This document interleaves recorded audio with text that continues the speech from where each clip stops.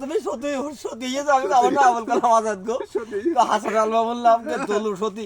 ওদের কথা নিয়ে নদীতে ঘোল কোথায় সাত বেলা আর ওরা যদি সত্যি হয় দুঃখ আর থবো আর কার কাছে বা বুঝবো ভাই বলো দলু দলু কি সত্যি লোক দলু কি সত্যি হয় না দলু খুব সত্যি আমি হাই যাইতে পারছি আলিম কি সত্যি হয় নাকি এটা পায় হয় ওরে যে তারে নৌকা গঠন তারে যদি পাইতাম এখন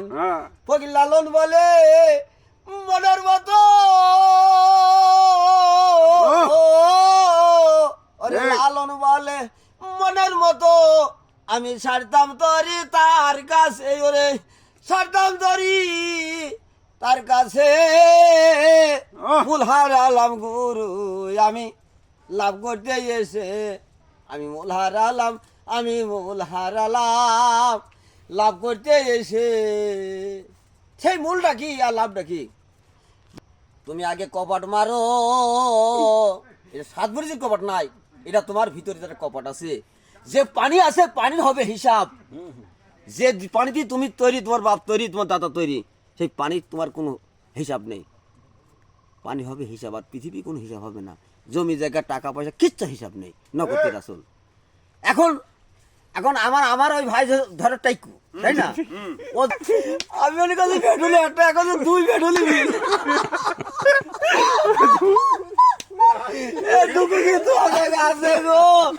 আমি মনে করছি মানে ওই টাইকু এখন ও তো টাইকু তাই মহাজন বলছে আমার আমার খুব খিদে লেগে ওরে আগে কপাট মারো কপাট মারো কপাট মারো তুমি কপাট মারো কামেরও ঘরে যে কাম দিয়ে তুমি আমি পৃথিবী সবাই এসে সেই ঘরে তোমার কপাট মারো তোমার ভোগে নেই পানি লোক দেবে ঝলক দেবে ঝলক দেবে ওই রুবলে হারে তুমি আগে কপাট মারো কপাট মারো কামেরও ঘরে এই কপাটটা কি যাকে বলা তুমি মারো নেরি আগে মারো ওরে দেখে সমন যাবে ফিরে তুমি কপাট মারো তুমি কপাট মারো কামেরও ঘরে হাওয়ায় আল্লাহ নিরঞ্জন বসবাস আর কোন জায়গায় করি মানা কাম ছাড়ে না তুমি ওই লীলার দেশে আর যেও না এই লীলার দেশে গেলি চলে হাবুডু খেয়ে মারবা হবে না বন্দি কি হবে না বাদত এই কি বলছি তাই মহাজন বলছে তোমার বারে বারে করে মানা তুমি ওই লীলার দেশে আর যেও না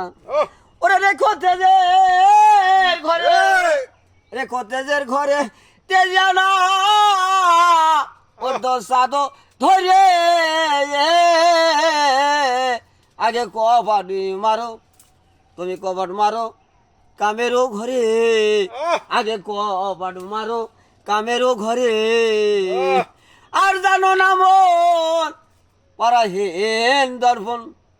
কেমন হয় রূপ দর্শন আয়নার পৃষ্ঠে পারে নেই ওখানে কি মুখ দেখা যাবে জানো না মন পারা হেন দর্পণ তোমার কেমন হয় রূপ দর্শন এবার বিনাই করে বলছে লালো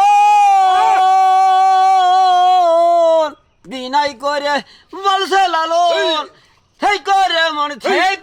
মন রে আরে তুমি কপাট মারো তুমি কপাট মারো কামেরও ঘরে তুমি কপাট মারো কামেরও ঘরে ও মানুষ ঝলক দেবে ঝলক দেবে ঝলক দেবে ওই রুবলে হারে আগে কপাট মারো কামেরও ঘরে